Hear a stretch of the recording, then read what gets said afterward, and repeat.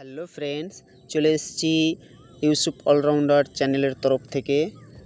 Tata 4923C BS4 model এই লরিটি খুলে বানানো হবে।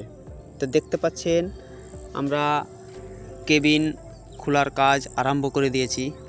এদিকে দেখতে পাচ্ছেন আমরা কিন্তু পুরো টেক্সচারটা কাটিং করে নিচে নামিয়ে দিয়েছি। দেখতে পাচ্ছেন নিচে পড়ে আছে। তো ভিউয়ার্স দেখতে পাচ্ছেন আমাদের কাটিং মাস্টার অক্সিজেন চালাচ্ছে, দেখতে পাচ্ছেন কাটিং করছে।